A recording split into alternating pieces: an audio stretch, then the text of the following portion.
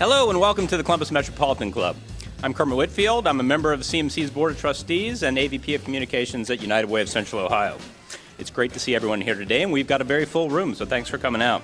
Today's forum, Fake News is an Oxymoron, is presented with support from Dispatch Media Group, Columbus Business First, and WBNS 10 TV, and in partnership with PRSA. Each are represented here today by many guests and associates. Won't you please help me thank them?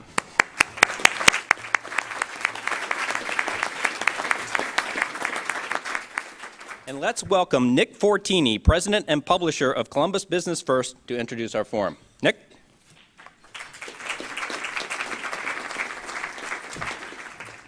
Thank you, Kermit. Columbus Business First is proud to support the Columbus Metropolitan Club and its mission to engage our community in conversations on important topics.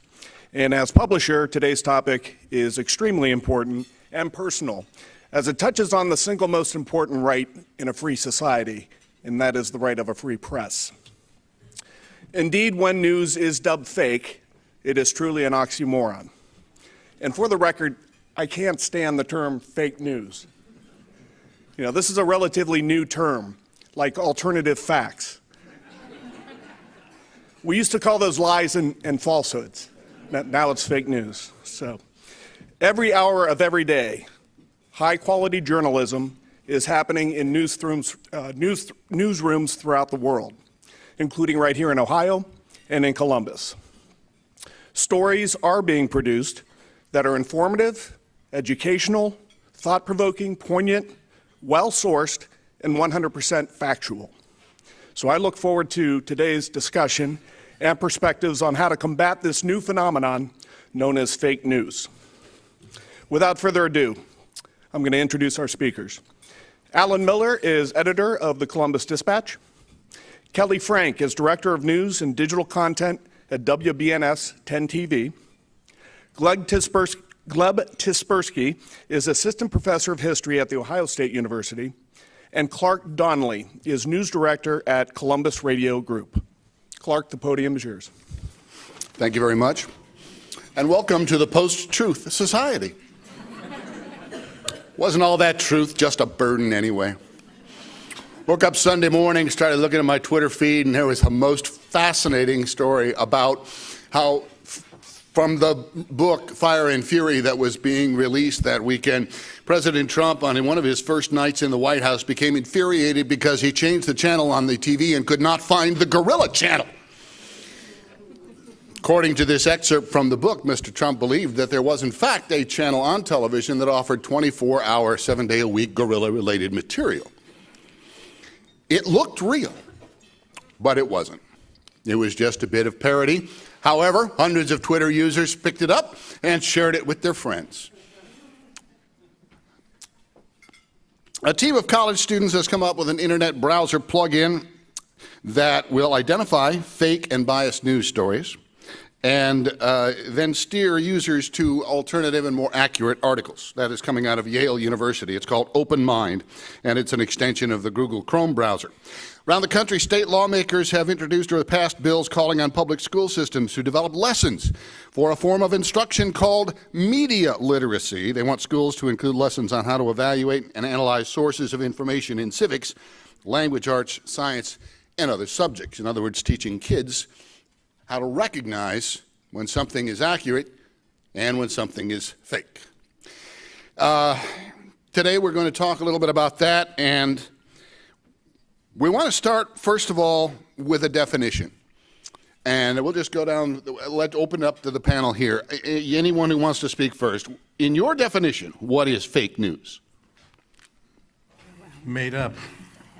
But my definition doesn't necessarily apply to what I hear from readers who call some of what they see in the Dispatch or elsewhere as fake news. What they are often describing as fake news is that which they don't like.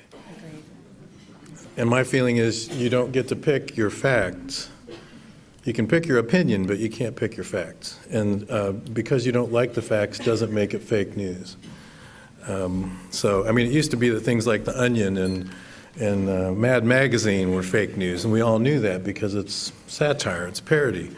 But when people start calling things fake news, I brought not all of you will be able to see this, but it's probably big enough that most of you can. This is the kind of mail I get occasionally from people when they don't like what we print. And I don't know whether this is magic marker or blood, but it says this is fake news. And it's a story about Bill O'Reilly. This is from back in April when Bill O'Reilly the news came out that he was linked to a lot of harassment settlements. Fake news? I think not. But somebody didn't like it. I'll add that it's really in the perception of. I mean, the term itself has just taken on such life, especially in the last 2 years, that we can sit in the literal sense, and I 100% agree with Alan, but it's also, fake news is what our consumer, our user, our viewer, our reader, determines it to be. And we have a unique challenge now of not only going out and telling those stories, but then defending them and even proving verification of said news. So I'll add that. Well, as an academic, I'll have to go with the dictionary definition. So Collins Dictionary in 2017 picked fake news as its word of the year, defining it as false, often sensationalized information that is spread often for political purposes. So that is a good definition of fake news. But what does fake news look like in the real world? Well, there was a protest in Texas in 2016, and there were two dueling groups. One group was the Heart of Texas, which was a conservative-leaning group, and that was one group that was coming to a rally. And there was another group called United Muslims of America. And they were both coming to a rally at the same time. And they didn't know they were coming to a rally that was going to be at the same time. One was an anti-Islamic rally by the Heart of Texas against Islamization, and another was to protect the rights of Muslims in America by United Muslims of America. And they were both organized by separate Facebook pages that were sharing a lot of false news stories. One was about how Muslims were persecuted and so on. One was about how Sharia law was taking over in the United States. And both of those sources were organized by Russia, by the Russian Internet Research Agency. And they resulted in Americans fighting each other in a rally in Texas. That's what fake news is. That is the real definition of fake news. That is what we can viscerally identify as fake news, not a dictionary definition. People fighting each other in the streets as a result of getting false information fed by propaganda agents. That is the real definition of fake news to me. I'm not supposed to have an opinion, but they have actually described what I believe are two different definitions of fake news. There are two different kinds. There's real fake news and there's fake news. Professor Tsipursky has described real fake news, which is actually fake. Kelly and Helen have described fake news, which is news that's accurate, but with which you disagree. So, not only is it an oxymoron, but it has two different definitions. And an interesting thing, I was just reading in preparation somewhat for this day, Marist conducted a poll on the most annoying words. They do it every year. Number one was whatever. And number two, very close behind, was the term fake news, as what Americans have identified as the most annoying term of the last year. Unfortunately, whatever keeps hanging in there. Right? Yes, it does. Well, then let me ask you all three, what is so dangerous about fake news? Nick mentioned that the free press is perhaps the most fundamental right in a democracy, at least a working one. So what's so dangerous about fake news, either real fake news or fake news? Ignorance. Sorry, go ahead. I'll let those two speak first. Well, Gleb just described a very real situation, which is quite dangerous when people start fighting each other because somebody whipped them up and put them in a place based on falsehoods. But it plays out in far more mundane ways, if you want to characterize it that way, and locally. It's easy to frame this all up in terms of presidential politics because it comes up so frequently there. But, we had a case in Columbus where a man walked into a restaurant with a machete and started hacking away at people who were there to eat their dinner. And he was chased away, heroes in the room fended him off. He ran from police, and he ended up being shot and killed. So nobody could ever question him about his motives. He didn't leave a note. There was virtually nothing in his apartment to indicate why he had done this. Some people who knew him suggested that maybe he had some mental issues, which seems like a possibility, right? Yet, when we wrote story after story, I don't want to make it sound like it was a book, but we followed the story as it unfolded and we reported on it. And when we didn't report that he was a Muslim terrorist, we got call after call after call and email after email from people saying, why are you not telling us that this man is a Muslim terrorist? Because we have no indication or evidence that he is. That's why. And so finally I got a call from somebody who wanted to know why we weren't doing this, and I said, by the way, where are you getting this? Why do you think that he's a Muslim terrorist? Well, because I heard it on the radio, not Clark's station, by the way. So I drilled down a little bit, and I found that she was listening to a talk show host on an AM radio station who was saying things, that would suggest that perhaps he was a Muslim terrorist. So I said, well, here's the difference. Talk show paid to whip up an audience versus news gathering operation. And we're not going to report it as news until we have it verified. By the way, there's a saying in a newsroom that if your mother says she loves you, check it out. So that's the kind of test we put to this. And so I had this person on the phone. I said, if you would, just hold on a minute. I'm going to go see if we have any new information on this. So I asked Earl Reinhardt, who recently retired from the Dispatch and was covering the story, if he would call the FBI and ask them again, is there any evidence that this man is a Muslim terrorist? And he did, and there was not. So, we're not going to report it if it's not news, if it's not fact. And yet there are people out there who so desperately want to believe that their beliefs are true and fact that that in their mind becomes fact. And that's easy to, I know you want to speak to this, it's very easy for this to happen in this day and age because the media or the information sources are so fractured that you can lock into any channel that you want to lock into and never move from it. And it will just continue to reinforce this belief that you have about politics or about Muslim terrorists or whatever the case may be. And you never have to open your mind to the possibility that it might be wrong. One completely different danger that I see from fake news comes with how people that are in editorial positions have to make decisions in terms of how we dispatch crews and what we cover and what we do.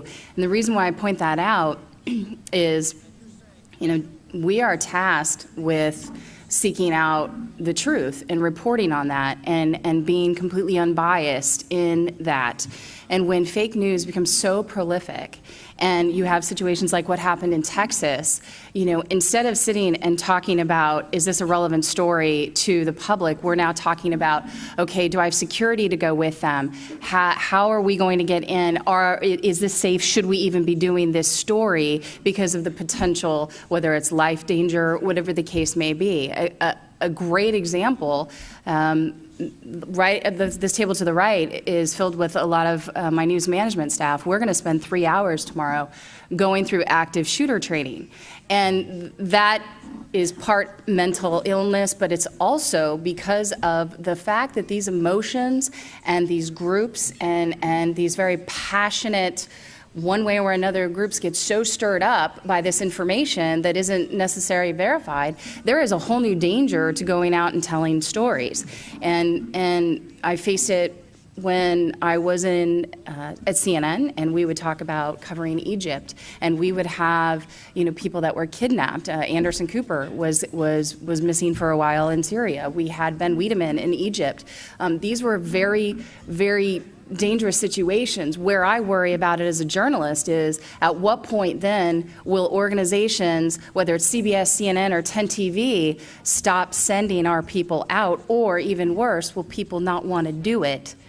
And then you lose those folks that are out there trying to find the truth and the information. So that it's a very ... But when I see fake news, that's one of the things that at my core frightens me. I think those are very dangerous things, but I worry even more about ordinary people in their office, in their shop, in their store. How many of you have heard about Pizzagate? Raise your hand. That's fake news spread about Hillary Clinton having, which false statements, a sex scandal, sex ring in a pizza shop, resulted in somebody going to the pizza shop and shooting up that pizza store. Now, what if the scandal was about Hillary Clinton having a sex scandal in a lawyer or in a bank or anywhere? Any one of you can be in a place of business, and there can be an idea spread about your business being a venue for some kind of by fake news that will really threaten you. And somebody might go and shoot up your place. Just this morning, I saw a story about Starbucks, some Starbucks outside of Atlanta, Georgia, that there was a rumor spread that a black employee was, poisoning the drinks of some white customers. The Starbucks had to shut down for a while because there were threats called into the place. That's what fake news is. Fake news is for everyone. It's not for, it's not for just for journalists. It's not just for TV. It's for all of you.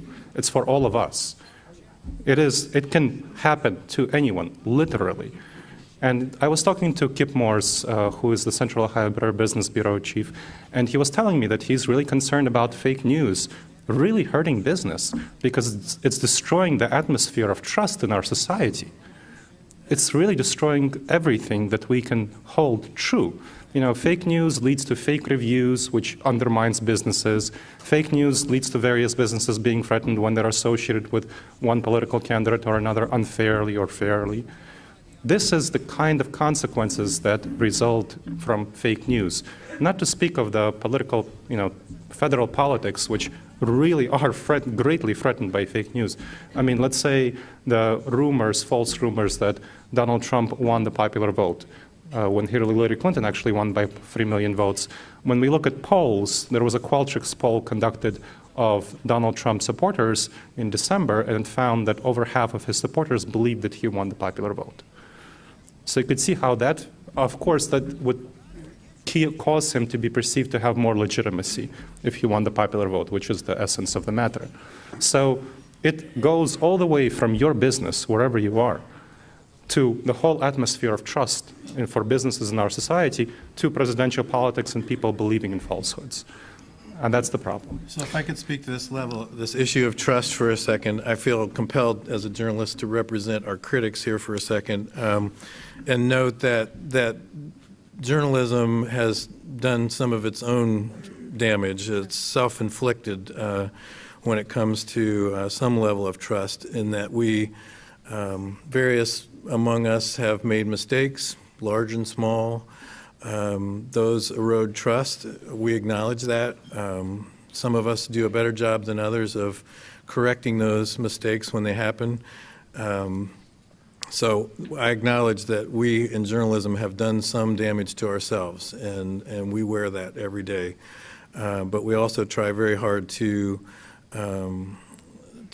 fix those errors, to correct those mistakes when we make them. I also have been hearing more and more frequently from people who are concerned about anonymous sources appearing in particular stories about the White House. And I think you can all think for a second about why that is. Those stories would not exist if not for someone being able to speak freely, which they could not do if their names were attached to those stories, because they would be fired, if not worse.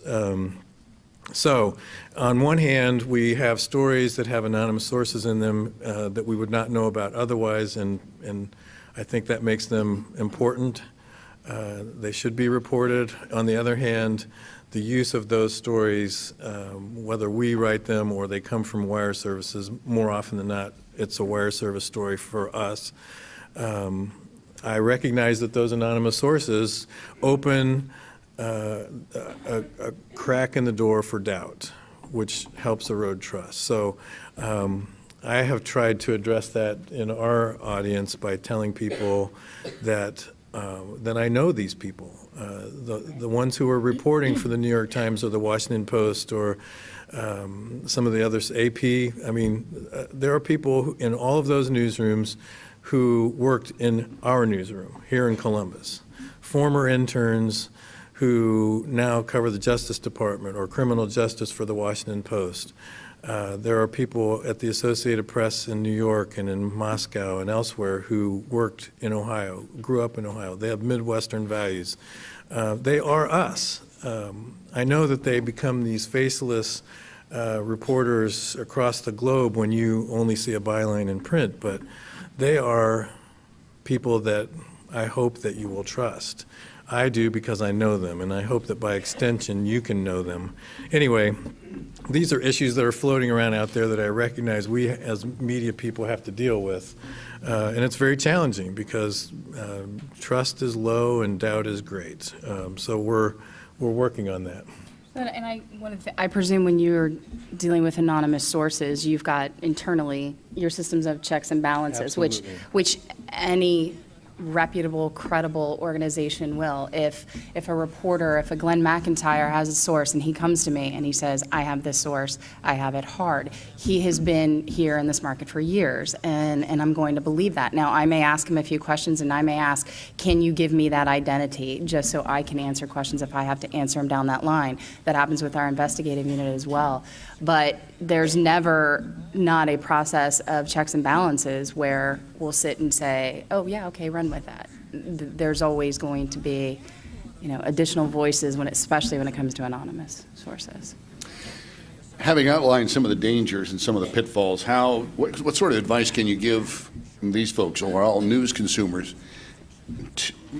to help them avoid those things? What do we do to improve our own role as consumers of news and information so that we don't become a part of the problem by continuing to pass along information that was bad when it got to us and probably worse when it left us? Click through. I mean, really, Gleb was talking about this. This is something that I think we all are aware of. But how many times do you glance at a headline, maybe not this room, but how many times do you glance at a headline in social media and then go, ooh, share, without really clicking through and reading from top to bottom? And I think he has the actual data. I will defer to the academic on that one. But the number is high of people who actually don't click through and educate themselves. Yeah, so to cite the data, there's a study showed that people believe the headline and just get their news from headlines about 60% of the time. And let me be clear, it's something that we have to remember. This room is atypical. You came to a presentation on fake news. You're part of the Columbus Metropolitan Club. We're talking about the average American. The average American clicks through and doesn't click through most of the time. And so they get their news just from reading the headlines, and then they share that. And the problem is here we're going to systemic incentives. People don't have a systemic incentive to believe what they see on Facebook because it comes from friends. And I know I'll leave it a little bit to Alan to talk about a study that he found about this. But basically, people trust their friends to share accurate information. And this is hugely problematic. So if we look at the 2016 election, the 3 months before the 2016 election, the top 20 fake news stories got about 8 million engagements on Facebook, which means likes, shares, and comments, election-related news stories. If we look at the top 20 real news stories, and we're talking about fake news stories created by Russia Today and other propaganda websites, real news stories from Wall Street Journal, from New York Times, and so on, got 7 million engagements. In the election, in the months before the election, the real news stories related to the election was outcompeted by fake news stories. We also have studies that show that people believe fake news stories at a very high rate. At about 75% to 80% of people recall as accurate fake news stories when they're shown the headlines later. So people believe this stuff, and that's what forms their perceptions. So if we want to fight that, we need to fight that at the systemic incentive level. People, what the research shows about why people share fake news is, A, because they feel it will help their tribe, their identity, whatever political category they believe. B, it will, nobody will catch them out when they do it. And C, they think that everybody else does it. So in order to address this problem, we need to address these things. And that's what the Pro-Truth Pledge is about. And the Pro-Truth Pledge flyers on your table. So the Pro-Truth Pledge is an effort developed at Ohio State University and several other universities around the country to get people to commit to the facts. All of us to commit to behaviors like fact-checking information before we share it, calling out people who are on our side if they share inaccurate information, and celebrating other people for updating their beliefs, for changing their minds. And what we want to do is get everyone in this room, around the country, politicians, journalists, private citizens, bankers, lawyers, everyone, to take the Pro-Truth Pledge, to commit to the Pro-Truth Pledge. The more private citizens take it, if you're not a public figure, the more private citizens take it, the more incentives public figures will have to take it. People like journalists, like my esteemed colleagues here in the panel, and some people in this room have taken it, people like Clark Donley and Nick Fortin, who are involved in this presentation, people like Bob Vitrakis and so on, who are in the journalism business. Politicians like Mike Stenziano, the council pro tem member of the Columbus City Council, and many others that I can name. And the goal is to get as many people as possible to commit to it, sign the pledge, give their information about why they're committed to it, and that will get more and more public figures to take it because they know that we are watching and they are getting positive reputation benefits from taking the Pro-Truth Pledge because the information about them taking the Pro-Truth Pledge is shared with all private citizens who took the Pro-Truth Pledge. So it's a virtuous cycle. It's a self-reinforcing cycle. These public figures get to display the Pro-Truth Pledge website seal on their websites. Journalists can display that, politicians display that, and so on. It's kind of like the Better Business Bureau for public figures. So for honesty, where Better Business Bureau is for ethical behavior in business, the Pro-Truth Pledge is for trustworthiness in telling the truth. And so the more people take it, the more incentives they have. So the study that Gleb mentioned is the Pew Research Group produced a study that found that people put more stock in the person sharing a story than in the source, the original source of the story. So if you think about that in terms of how you behave on social media, you are a trusted source for your friends and family. And even benignly, I'm sure some, maybe many of us at one time or another have shared a photo because we liked it. Think about the note you get back when someone liked something that you post. What I see often says, someone liked your photo. Well, most of the time, there is a story attached to that photo that I shared. And if by chance I had shared just a photo and not paid any attention to the story attached to it, I could have unwittingly shared bad information with somebody. So now back to Clark's question, how can we combat this in our personal lives? Be discerning readers. If your mom says she loves you, check it out. Apply that to the stories that you read and then feel tempted to share. And if it doesn't feel right, if it doesn't have a byline, if it goes back to a website that has no about button on it so that you can find out who works for this organization that produced this thing that you're thinking about sharing, these are signs that it might be garbage and maybe you should stay away from it. So be discerning readers, don't share garbage, and subscribe to a newspaper. That's my shameless...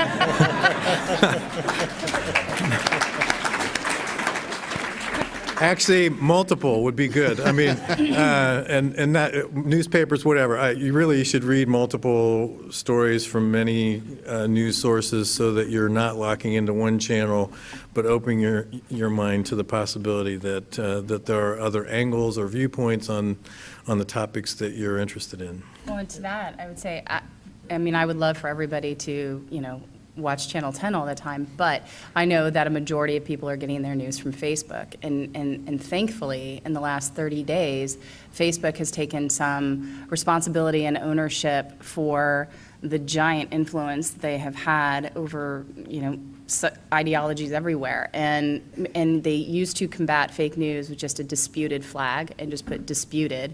And now, to Alan's point, in educating and becoming a discernible reader, they're now adding contextual articles on anything that they identify through a third-party group as fake news. That is part coming out of the Journalism Project in Facebook, which is a growing project that I hopefully will continue in this direction. But they're adding context, and the idea is that you read related topics so you can do exactly what Alan just said. In a few minutes, we're going to open up the microphone at the back of the room there to questions. So don't be shy. Step right up. We are going to share a few final thoughts while you gather your courage and your wording. One thing I'm curious about, do we as human beings have built-in biases? And if so, do you know what they are and how to deal with them in your various roles as academics and as journalists? Yes, we do. Of course. Of course. We all grow up in a particular place, in a particular environment. I'll never know what it feels like to be African American and or a woman, and so therefore I know that when we're writing stories that are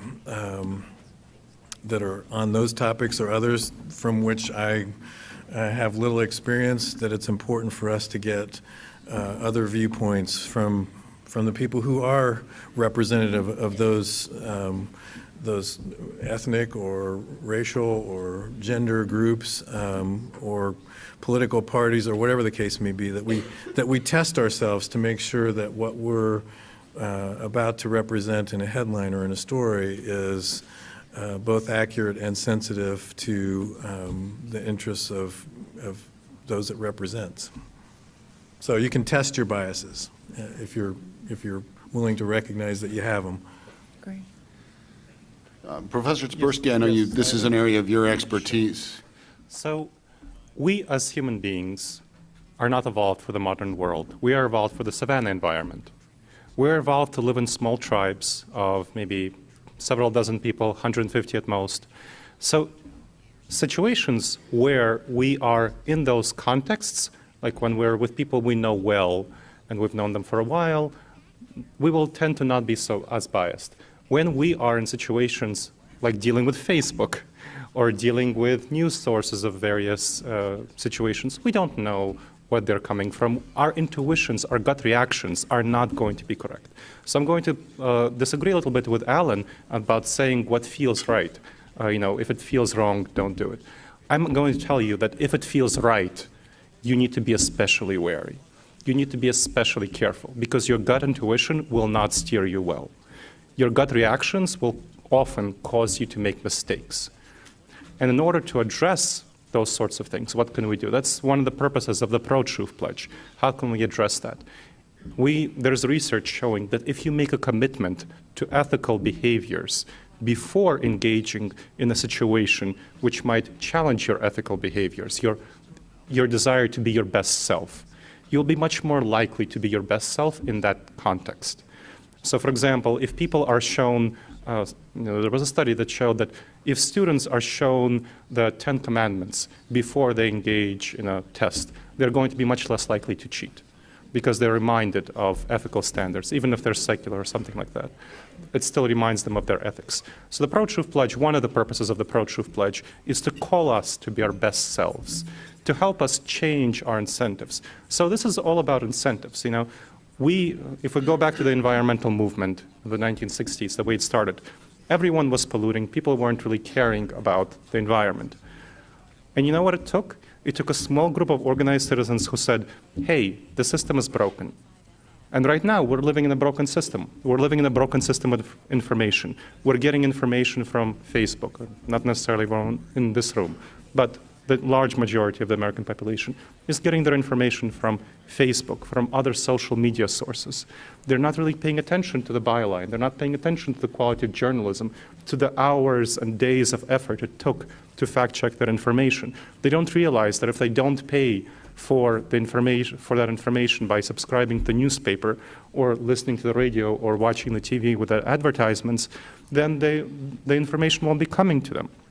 So we're in a situation like the early environmentalists, where we, the people who understand the problem, we need to be responsible. Every one of us here needs to take personal responsibility for being part of the solution, not being part of the problem, for subscribing to the newsletter, and so on. I hate to cut you off, but it's time to take audience questions. That is a tradition here at the Columbus Metropolitan Club. So please step up to the microphone, just give us your name, ask us your question.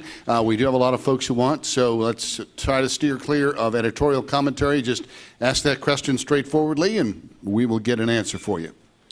Good afternoon. My name's Charlie Rodenfels. I think you've got an audience here, at least people that are my age and older, that would understand the name of Walter Cronkite or David Brinkley.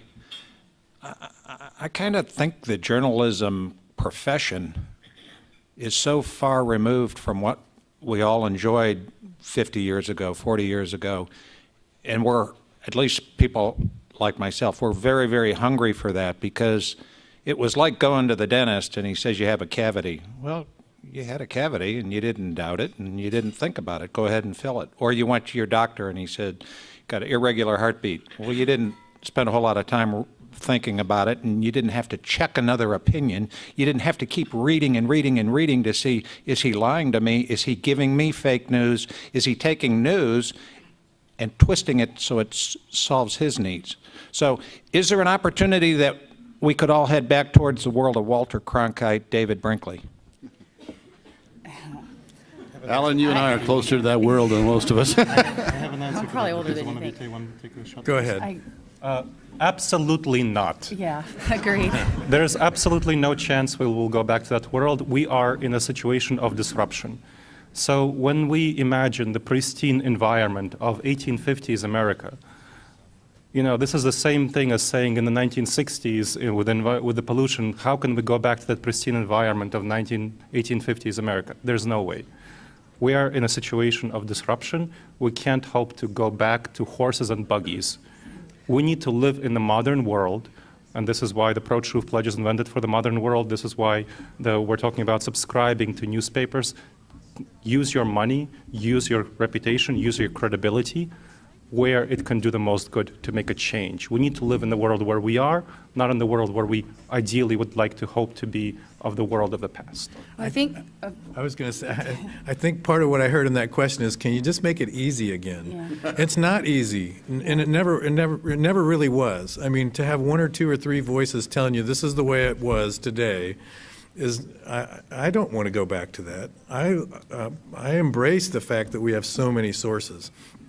But that means that all of us have to work harder at making sure that we're picking reliable sources. That's not that hard once you figure it out. Yes, I mean, I agree. I mean, and I think just one thing from a slightly academic standpoint, the data tells us that's not what the majority wants.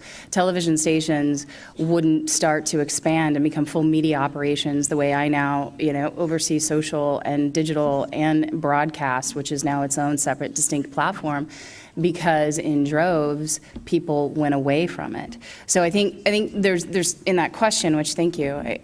There's two things. You have platform, and then you have persona attached to credibility. So I think in that case, you have a couple different things at play there. All right, ma'am. Yes, it's Deborah Matthews. My question is that when, for the last year and a half, I have gone on the internet to check out facts, if you put the fact that you're looking for on their sites, they come up with the 25 items that they've checked out recently, but you don't get an answer to the question that you have asked. How do we avoid, how do you get an answer to a specific question on things like fact check and Snoops.com?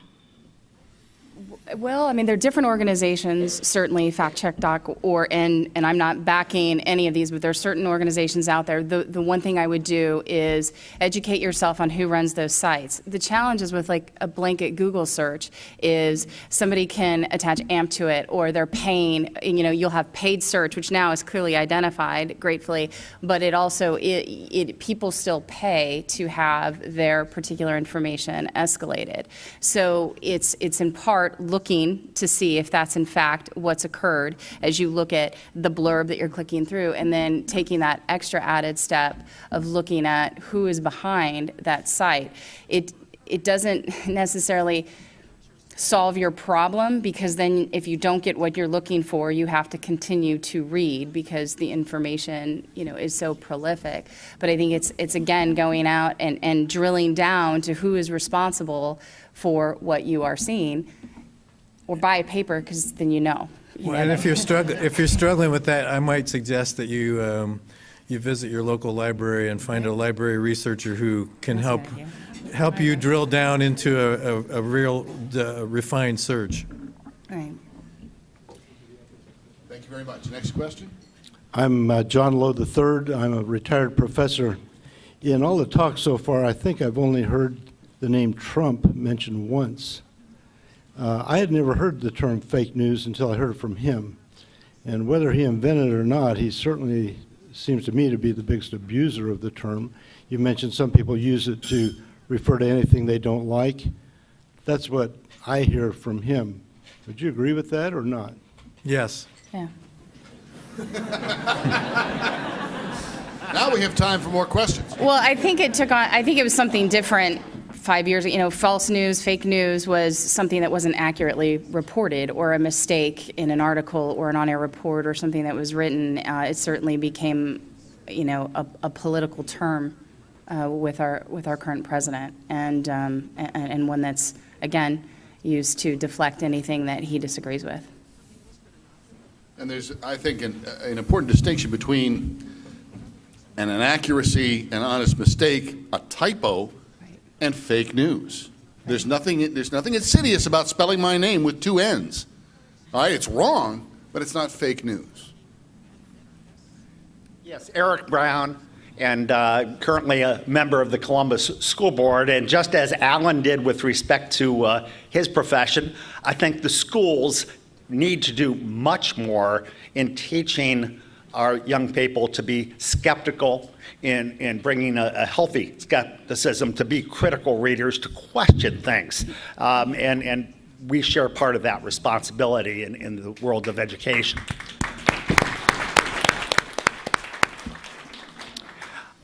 I do get majority of my news and information from online, including Facebook. Bringing healthy skepticism and a critical eye to that material allows me to have confidence in what I look at and read. But the question I have for you is, what's different today than ever before? Yes, we have a term that, you know, is a couple of years old with fake news and alternative facts, but we've had propaganda forever. We've had deceptive advertising forever. We've needed to develop and bring those skills of a critical eye to all of the information that we've always gotten for decades, for probably centuries. What's different today than ever before? I'll give you three things. One, not everybody does what you just described, applying the critical eye. Two, there's this blurring of lines between opinion and news, especially on 24-hour news operations. I mean, if you hear somebody start a sentence with "I think," whatever follows that, you should probably just throw out. I mean, it's if they think it's going to be their opinion, right? So they're not necessarily delivering you news. And the third point I forgot. So I'd add accessibility. Everybody didn't have a cell phone in their pocket or something that had a million different things coming at them. Accessibility to information. I use the word loosely.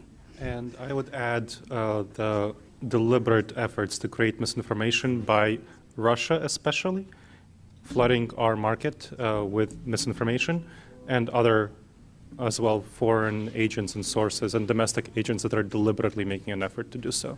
So that would be another huge, huge, huge contributor to the pie. All right, next question, please. Tom Borgerding, avid news consumer now. I have a question for Alan and Kelly.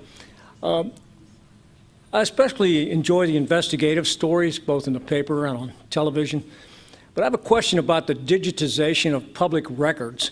And as you as editors find that it's either easier or more difficult to get information from public agencies now that most public records have been digitized. Are there walls that have been put up further, or how would you characterize, rather than going down to City Hall, for instance, and rifling through paper records? Is it more difficult or less now? It depends. I think, sometimes there's still man-woman power involved if people want to blockade, or it's not like we can log in and get every single thing we want when we are, using our right to pursue records that might be somewhat more controversial. There are certainly blockades, but I don't know, I've got my investigative VP sitting over here. He could probably answer this a little bit more clearer, but I think it just depends on the case. Digitizing the records doesn't have any bearing, in my view, on whether it's available or not. We face a daily challenge in getting access to public records because more and more we find that public entities are saying no. So we have to fight to get access to them. It's like an insurance company, and where the first answer might be no, and so then you have to go to your attorney, you have to draft a letter, and you're well in your right to have that document, but that's now at the level that we are. To get basic things, we have to get an attorney involved. It's a who's going to call the bluff and do it. All right, next question, please. Hi, Pete Scalia, 10 TV. Hi, boss. Hi. I was thinking when Eric asked that question of what's changed, and when you think of technology, and you talked about the delivery, the fact that we could do so much with these devices. Not only do we get information, but you can do some pretty incredible things with these. Visually, I could put my co-anchor Angela Ann in nearly any situation I want on this. There's software, I've seen. which you have seen, but there's software where you can type something in that will perfectly emulate someone's voice. When you go beyond a simple cell phone, technology probably is one of the biggest things that has definitely changed, not just in delivery, but in that sort of thing.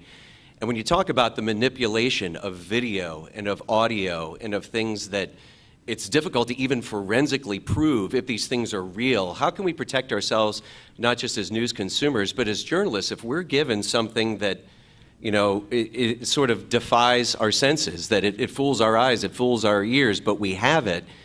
Moving forward in this age of technology, what are some ways that we can vet that what we see and hear is real?